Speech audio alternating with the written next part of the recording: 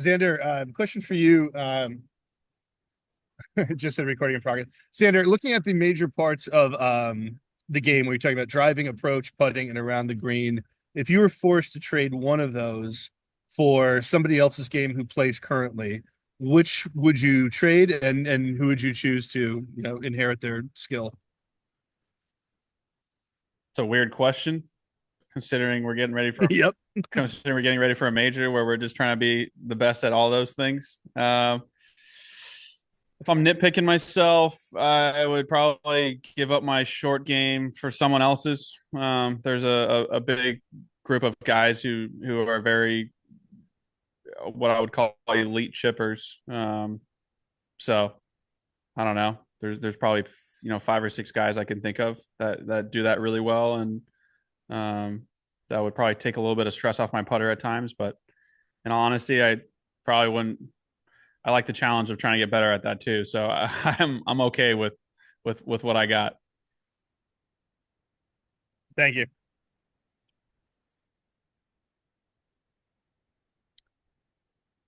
Again, please click on raise your hand if you have a question.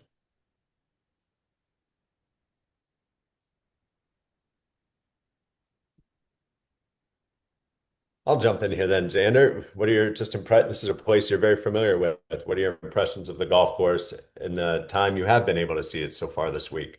Yeah, it's fortunately I've been here a few times, so delays and rain and things of this nature, they can kind of fool you a bit on this property just because they haven't been able to get the mowers out on the fairways, and the greens are exceptionally firm for getting a few inches of rain the last 3 or 4 days. So I heard the sub air going on the greens, and I imagine this is our last sort of batch of rain coming through, at least for the next 24 hours, and even tomorrow, tomorrow afternoon, and then Thursday morning, I see these greens being, I mean, who knows, a foot and a half faster, and then if we can get some sun and some wind out, they're going to dry up really quick and kind of get to that Quail Hollow that we're all used to seeing.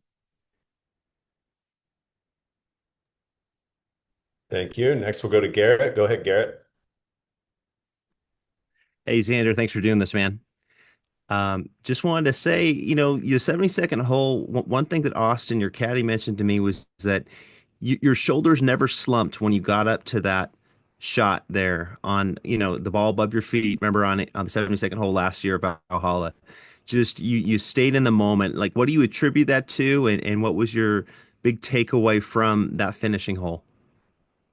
I mean, I think when you're in a position to win, you sort of forget. You don't really hang your hat on anything that can kind of bring you down. I think when like I like coming back from injury earlier this year, I'm nitpicking myself around every corner versus when I'm in sort of mid-season form.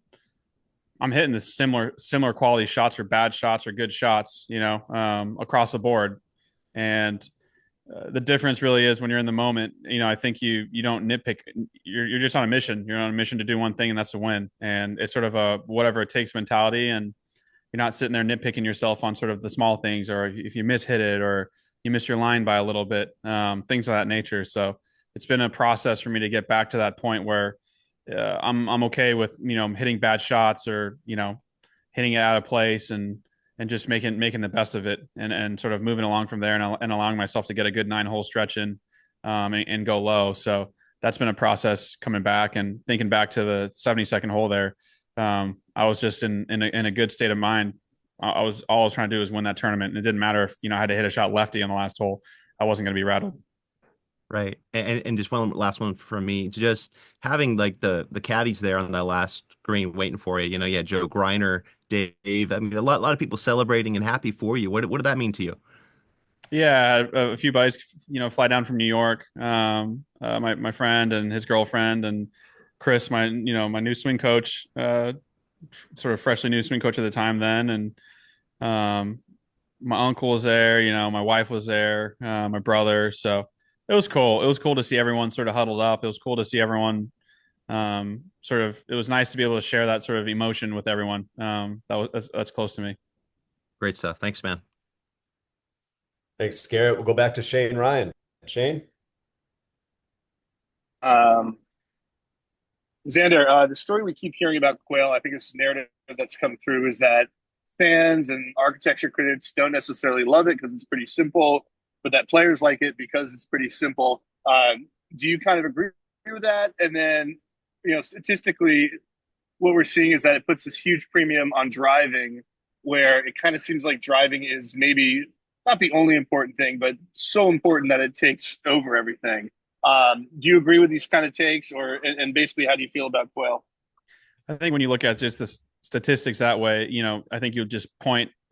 There's probably an emphasis or a certain weight that driving carries if you're able to hit it in the fairway and hit a certain distance. But shoot, I mean, you can hit in the fairway all day and miss a lot of greens, and you're going to have a really tough go around. So, you know, I think it's a really tough golf course. I think everyone knows what they need to do. There's no sort of trick to play this golf course. A lot of people will hit it to the same spot. A lot of people will miss it to the same spot as well. And it's about it's not bad because it's like who can get up and down better when they're out of position, and then who can capitalize when they're in a good position. So it seems to be pretty fair. And yes, maybe it does err, or, if you do hit it far, it does help. But for the most part, I think it's a pretty fair property. Thanks. Juan Luis, go ahead.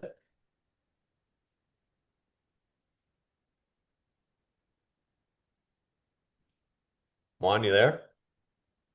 No, sorry. Now, Xander, sorry. So I think the conversation last year before the PGA was about how many times you had to be close to get there, no? And I think after winning twice, no, 2 majors, does that count start from zero?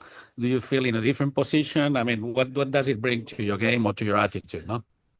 I mean, I don't get to ask that question anymore for starters. It was going to be that conversation until if I didn't win one ever, it would have been that conversation that would have haunted me till I was, done playing probably. That's just how the game goes. So luckily I was able to rattle that one off. My first one at Valhalla PGA, which was awesome. And yeah, I feel similar. I feel like I've done it before, but at the same time, I feel I'm still trying to prove myself as well. So I don't look at it too different or feel too different as a whole.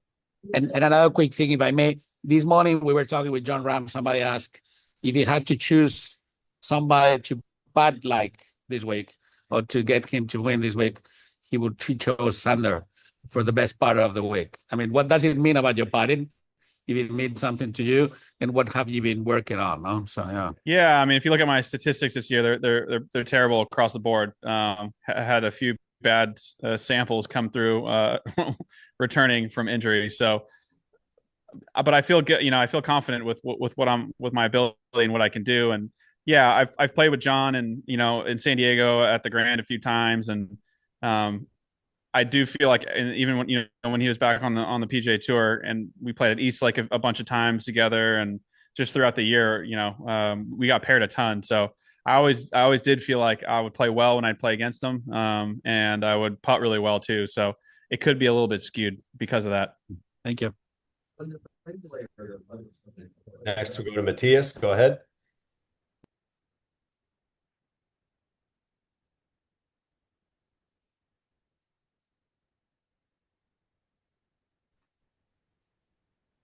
Xander, did you hear me? Yes. Do you hear me? Yep. Okay. Well, it's a pleasure for me. Matías Miguel Torge of Handicap 54 Argentina. One only question for you. Would you like to see more spots for the best players of the national opens in these majors, in all the majors and the signature events? More spot, like, should there be more players in the field? Exactly. Yeah. I mean, I feel like it's been an evolving thing, and honestly, I haven't thought a lot about it. I've just been kind of trying to get myself back into some good golf, sort of good form. But, thinking about it, depending on where we're playing, depending on the weather, depending on a lot of things. Yeah. I mean, I think we can afford to have a few more spots potentially. But there's a lot more that just in the last couple of years, me being out here for 8 or 9 years, I understand that there's a lot more that goes into everything when it comes to having a certain size field, whether it's parking, food, accommodations, you know, you name it across the board. There's so many small things that happen, but yeah, could we afford a few more? Probably, you know, I don't think it would hurt.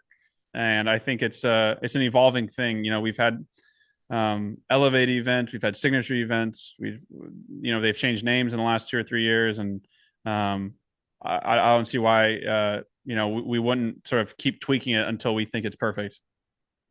Okay, and would you like to see more commitment from your colleagues to the national opens? For example, there are a lot of rumors for the participation of Rory in the Australian Open. Okay, yeah. Are you saying do I think that would be like better? Yeah, exactly. If you, yeah. I mean, I think at some point, like I said, I'm not aware of sort of how golf markets work. To be honest, I don't really know. It's not something I'm educated on. I think in terms of growing the game, at some point, making it global. It's always been a little bit global, but making it a global sport, I'm sure that's something that the tour is looking at. I would be shocked if they weren't. So, having big events in Ireland or in England or in somewhere in Europe or in Asia or in Australia, I think there are certain markets for it. It just needs to make sense and the timing needs to work. And then I think if you make it make sense for everyone, then I think you'd see a lot more players doing it. We'll wrap things up back with Juan. Go ahead, Juan. So I know you talked a little bit about this, but I need to ask you about food and wine and things like that. So tell us a little bit about your choices for dinner tonight and why you chose some of the things, including your cigars. No? So, yeah. The cigars I had input on. I'm not going to lie here. I trusted. I've been at Quail. I don't know. I probably feel like I've been here more than 5 times for sure, maybe 6 times, 7 times, and the food's always been amazing. The chefs here do a great job. So the only thing I said was sort of steak, and I didn't even look at the menu to be completely honest. I just trusted what they had. So I knew they'd do a good job, and I saw a lot of blue cheese on there. I think we're kind of tweaking it a little bit from the last of my knowledge, or making it a little bit more customized. You can have some on or not, just because it is sort of a really strong, you either like it or you don't thing. So my idea was that I wanted everyone to sort of enjoy the meal and have a nice time. But the cigars, apparently there will be someone rolling rolling cigars tonight. So maybe I might tuck some for later. We'll see if I smoke some tonight. Thank you. That's great, Xander. Thanks for your time and enjoy your dinner tonight. Thank you.